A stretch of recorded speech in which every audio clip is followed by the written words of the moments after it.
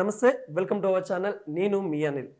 Andhra Pradesh deputy CM Pawan Kalyan గారైతే కీలక లేఖ అయితే రాశారు. అసలు ఏంది ఎర్రచందనం స్మగ్లర్ల గురించి అయితే తనైతే ఆ లేఖలో అయితే పేర్కొన్నారు. అదేవిధంగా ఏదైతే 2015లో జరిగిన ఎర్రచందనం స్మగ్లర్ల నుండి 2 BMW కార్లు అయితే అప్పుడున్న అధికారులు అయితే స్వాధీనం చేసుకున్న విషయం అందరికీ తెలిసిన విషయమే. దానిపైన మరైతే పవన్ కళ్యాణ్ గారు అయితే ఇప్పుడైతే నివేదిక కావాలి అన్నట్టు కూడా తనైతే పేర్కొనడం అయితే జరిగింది. దాని గురించి ఏదైతే నివేదిక ఇవ్వండి ఖచ్చితంగా, ఎందుకంటే అవి ఎవరు యూజ్ చేస్తూ ఉన్నారు, ఎవరి దగ్గర ఉన్నాయని వాటిపైన ఆరాధిస్తున్న పనిలో పవన్ కళ్యాణ్ గారు పడ్డట్టు కూడా తెలుస్తూ ఉంది. దీనికోసం అయితే ఏదైతే PCCF కార్యాలయానికి అయితే తనైతే నివేదిక కావాలన్నట్టు కూడా తనైతే ఒక లేఖనైతే రాయడం అయితే జరిగింది. వాటిలో ఒకటి అటవీ శాఖ ముఖ్య కార్యదర్శికి కేటాయించారు. అతను పదవి తర్వాత అనంతరం IAS ప్రభుత్వ సలహాదారుగా ఉన్న IAS నీరబ్ కుమార్ ప్రసాద్కి అయితే కేటాయించిన దాఖలాలు అయితే కనబడుతూ ఉన్నాయి. తన భార్య ఇప్పుడైతే BMW కారు ఒకటి యూజ్ చేస్తూ ఉంది. ఎవరైతే IAS అధికారి ఉన్నారో వాళ్ళకి సంబంధించిన నీరజ్ కుమార్ ఎవరైతే ఉన్నారో నీరబ్ కుమార్ ప్రసాద్ వాళ్ళ యొక్క వైఫ్కి అయితే వినియోగిస్తున్నట్టు కూడా కొంతవరకు అయితే వెల్లడించారు. అసలు ఎక్కడ ఉంది అసలు BMW కార్లు? 2 కార్లు అయితే మరి అప్పుడు 2017లో మరి ఈ స్మగ్లర్ల నుండి తీసుకున్న దాఖలాలు అయితే మనకైతే తెలుస్తూ ఉంది. మరి 2 ఖరీదైన కార్లు BMW కార్లు ఎక్కడున్నాయని కూడా తనైతే ఆరాధించే పనిలో ఉన్నట్టు కూడా మనకైతే కనబడతా ఉంది.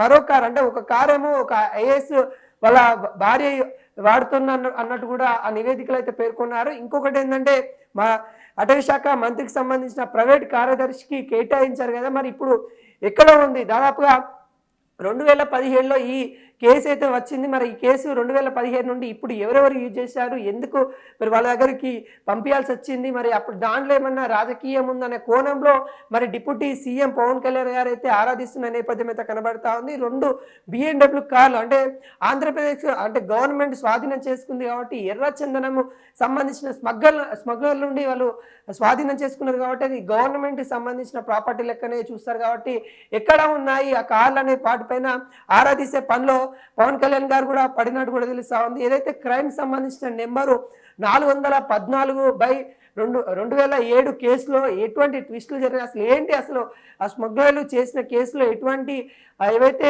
వాహనాలు దొరికాయి, అసలు ఏం జరిగినాయని వాటిపైన కూడా మాకు నివేదిక ఇవ్వండి అన్నట్టు కూడా తనైతే పేర్కొనడం జరిగింది. అదేవిధంగా ఈ కార్లు సీల్ చేసిన తర్వాత వారికి ఎవరెవరికి కేటాయించారు, అప్పుడు ప్రస్తుతం సంబంధించిన ఎవరైతే మంత్రివర్గం ఉన్నారో వాళ్ళకి కేటాయించారు, తర్వాత ఎవరు యూజ్ చేస్తారు అంటే మంత్రివర్గాలకే యూజ్ చేశారా, ఇంకా వేరే IAS అధికారులకి యూజ్ చేశారని దానిపైన నివేదిక కావాలి అన్నట్టు కూడా తనైతే PCCFకి అయితే తనైతే ఉత్తర్వులు జారీ చేశారు. దానికి సంబంధించిన ప్రస్తుతం అటవీ శాఖ ప్రధాన కార్యదర్శి ఎవరైతే ఉన్నారో తనకు కూడా అయితే ఒక నివేదిక అయితే ఇవ్వడం అయితే జరిగింది.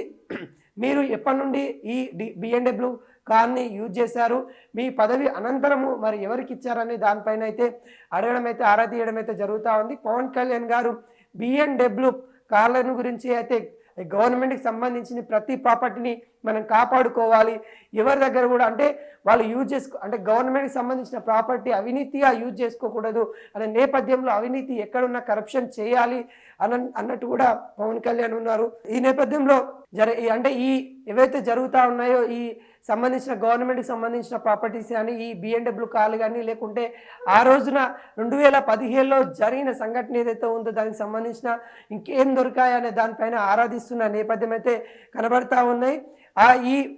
ఈ పోస్ట్లో మనకు ముఖ్యంగా కనిపిస్తుంది ఏంటంటే అప్పుడు సిఎస్గా పనిచేసిన వ్యక్తులు కూడా మరి ఈ కార్ని యూజ్ చేశారంట. అప్పుడు ఆంధ్రప్రదేశ్ సిఎస్గా ఉన్న విజయ్ కుమార్ గారు అయితే మరి ఈ కార్ని యూజ్ చేశారు, ఒక BMW కార్ని తను యూజ్ చేశారు. ఇంకొక అధికారి IAS అధికారి సతీమాని ఇప్పుడు యూజ్ చేస్తూ ఉంది, తనకి ఏ అర్హత ఉండి తను యూజ్ చేస్తూ ఉంది అంటే ఒక IAS అధికారి యూజ్ చేస్తే పర్లేదు, అంటే ప్రభుత్వ సలహాదారుగా ఉన్న వ్యక్తి మరి ఎవరైతే ఉన్నారో తను యూజ్ చేస్తే బాగుంటుంది. కానీ వాళ్ళ కుటుంబానికి ఫ్యామిలీకి ఏ విధంగా యూజ్ చేస్తారో ఏదైతే గవర్నమెంట్కి సంబంధించిన BMW కార్లు గవర్నమెంట్ పనులకు వాడుకోవాలి అంతే తప్పించి కుటుంబాలకు సంబంధించిన ఏ విధంగా వాడుకుంటారు అనే దానిపైన తను పవన్ కళ్యాణ్ గారు అయితే నివేదిక కావాలి అన్నట్టు PCCFకి అయితే ఆదేశాలు అయితే ఇవ్వడం అయితే జరిగింది. దానికి PCC కూడా సానుకూలంగా ఉన్నట్టు కూడా అయితే కనబడతా ఉంది. ఖచ్చితంగా నివేదిక తీసుకొని మరి ఈ పవన్ కళ్యాణ్ గారు ఏదైతే BMW కార్ తనకి కావాలి అనే నేపథ్యం కాదు, అక్కడ ఏదైతే తనకి ఈ ఏవైతే గవర్నమెంట్కి సంబంధించిన కార్లు కానీ ప్రాపర్టీస్ కానీ ఏవైతే ఉన్నాయో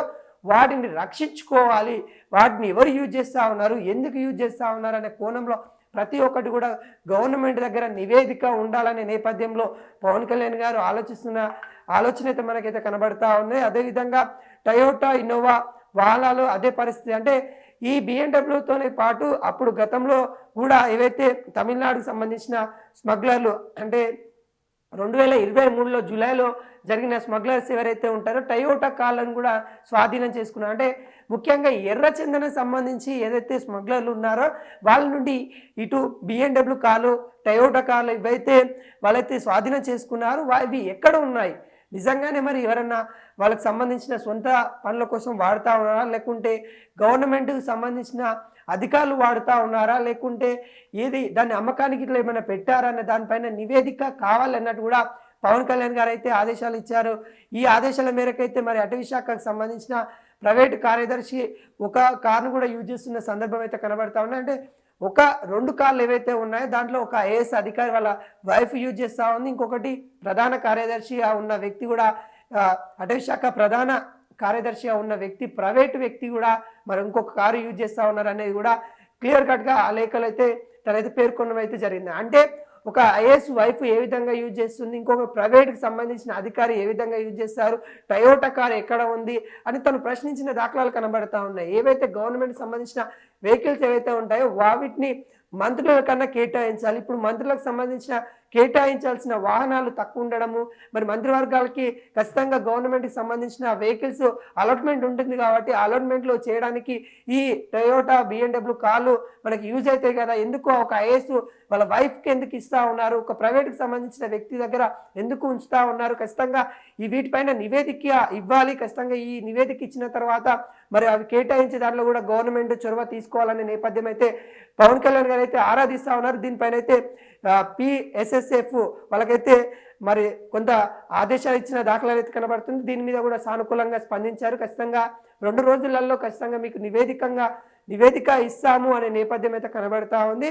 మరి ఈ తను ఆలోచించిన విధానము గవర్నమెంట్కి సంబంధించిన మంత్రులకి కానీ లేకుంటే అధికారులు కానీ యూజ్ చేసుకోవాలనే థాట్ ఏదైతే ఉందో దానికి ప్రతి ఒక్కరు కూడా నిజంగా మెచ్చుకుంటా ఉన్నారు. అదేవిధంగా పవన్ కళ్యాణ్ ఏవైతే అవినీతికి సంబంధించిన కార్యక్రమాలు అంటే అవినీతి కార్యక్రమాలు చేస్తున్న వాళ్ళు ఎవరైతే ఉన్నారో వాటి మీద ఒక్కొక్కటి అయితే ఆరా తీసుకుంటూ వస్తూ ఉన్నారు. ఇప్పుడైతే ప్రధానంగా స్మగ్లర్కి సంబంధించిన ఇష్యూ మీద అయితే తనైతే నిన్న మాట్లాడిన సంగతి అయితే మనకైతే కనబడతా ఉంది. ఏవైతే ఈ ఎర్రచందనం సంబంధించిన వాళ్ళ దగ్గర స్మగ్లర్ల నుండి స్వాధీనం చేసుకున్న వాహనాల సంఖ్య ఎంత, మరి నిజంగా అవి ఎవరికి యూజ్ అవుతా ఉన్నాయి దాని మీద అయితే ఆరాధిస్తూ ఉన్నారు. ఈ నేపథ్యంలో ఈ సంబంధించిన అధికారులను కూడా తనైతే అప్రోచ్ అయిన విధానం కనబడతా ఉంది. మొత్తము 2007 నుండి అంటే 2007లో 2 బిఎండబ్ల్యూ కార్లు, తర్వాత 2023లో ఒక టయోటా కారు, తర్వాత కూడా కొన్ని స్మగ్లర్ల నుండి అయితే అంటే ఇటు గంజాయి స్మగ్లర్ల నుండి కూడా కొంతమంది అయితే కార్లు తీసుకున్న అంటే సీల్ చేసిన దాఖలాలు అయితే కనబడుతున్నాయి. వాటికి సంబంధించిన అధికారులు ఏం చేస్తూ ఉన్నారో, కార్లు ఎటు పోతా ఉన్నాయి, నిజంగా కార్లు తప్పిదారిపోతా ఉన్నాయనే నేపథ్యంలో పవన్ కళ్యాణ్ గారు అయితే ఆరాధిస్తూ ఉన్నారు. మొత్తానికి ఆంధ్రప్రదేశ్ సంబంధించిన దేంట్లో కూడా అవినీతి జరగకుండా చూసుకుందాం అనేది పవన్ గారి ఆలోచన అన్నట్టు కూడా మనకైతే కనబడతా ఉంది. ఈ నేపథ్యంలో తను చేస్తున్న కార్యక్రమాలు కానీ లేకుంటే తను ప్రశ్నిస్తున్న విధానం కానీ కనబడతా ఉంది. ఇంకా ఆంధ్రప్రదేశ్లో ఒక్కొక్కటి ఖచ్చితంగా బయటికి తీస్తాము. మరి గత పాలకులు చేసిన ఏదైతే ఉందో అవినీతి కానీ లేకుంటే వాళ్ళ యొక్క ఏదైతే వాళ్ళకి సంబంధించిన అధికారం ఉంది కదా అని వాళ్ళు చేసిన పనులలో వాళ్ళు చిన్న లోపాలు చేయొచ్చు, కానీ అది ఆంధ్రప్రదేశ్ ప్రజలకి అది చాలా ముప్పై ఇప్పుడు పేరుకుంది అనే విధంగా తనైతే మాట్లాడిన విషయాలు అయితే కనబడతా ఉన్నాయి. స్మగ్లర్ నుండి స్వాధీనం చేసుకున్న ఏవైతే ఈ కార్లు అయితే ఉన్నాయో వాటిని ఖచ్చితంగా గవర్నమెంట్కి సంబంధించిన అధికారులకు కానీ మంత్రులకు కానీ కేటాయించాలని పవన్ కళ్యాణ్ గారు అయితే కోరుకున్నారు.